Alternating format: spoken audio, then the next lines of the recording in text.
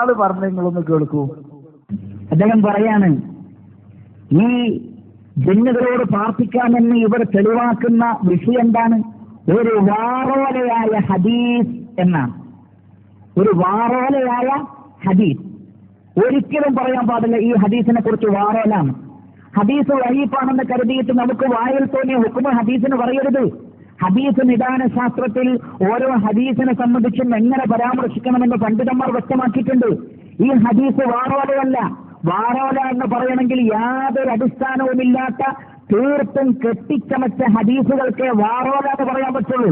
അങ്ങനെയുള്ള ഒരു ഹദീസ് അല്ല ഇത്.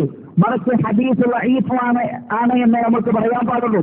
ഹദീസിനെ സഹീഹായി കണ്ട ആളുകളുണ്ട്, അന്നും കണ്ടവരുണ്ട്, ഇന്നും ഈ ഹദീസിനെ സഹീഹാണെന്ന് മനസ്സിലാക്കി പറഞ്ഞ് ഉണ്ടാക്കിയതാണ് എന്നാണ്.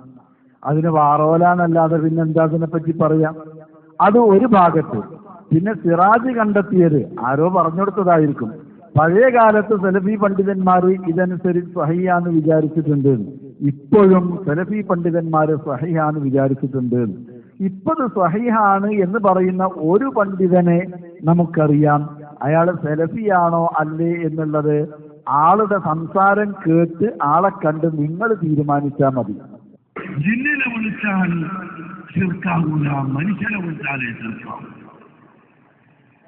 എന്താണ് കൂട്ടരെ നിങ്ങൾക്ക് പറ്റിയത്? ജിന്ന് അല്ലാഹുവിന്റെ മഖ്ലൂഖ് അല്ലേ? അല്ലാഹുവിന്റെ സൃഷ്ടിയല്ലേ? എത്രയോ സഹീഹായ ഹദീസുകളിൽ വന്നിട്ടുണ്ട്, യാ ഇബാദല്ലാഹി അഈനൂനി, അല്ലാഹുവിന്റെ അടിമകളെ എന്നെ സഹായിക്കണമേ എന്ന് നിങ്ങൾ പറയണം.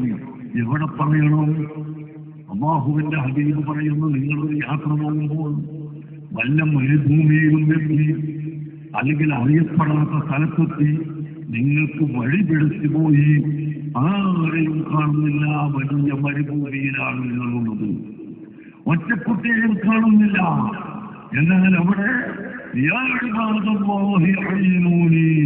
അല്ലാഹുവിന്റെ അടിമകളെ നിങ്ങൾ എന്നെ സഹായിക്കണമേ എന്ന് നിങ്ങൾ വിളിച്ചു പറഞ്ഞുകൊള്ളുക.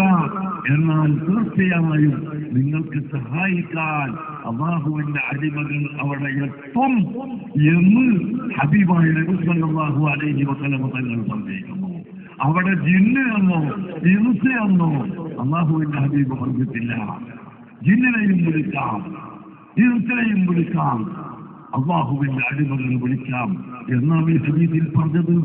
അപ്പൊ ഈ കൂട്ടുകെട്ട് ഇപ്പൊ നമുക്ക് മനസ്സിലായി ഏത് സലഫി പണ്ഡിതനാണ് ഇത് പഠിപ്പിച്ചു കൊടുത്തത് എന്ന്. ഇത് സഹീഹാണ്, അവിടെ ഇൻസും ജിന്നും തമ്മിൽ വ്യത്യാസമില്ല എന്ന് സാക്ഷാൽ കാന്തപുരത്തിന്റെ വാദമാണ് സിറാജ് ബാലുശ്ശേരി ഇവിടെ അവതരിപ്പിക്കുന്നത്. കാരണം സിറാജിന് അത്രയല്ലേ അറിയൂ.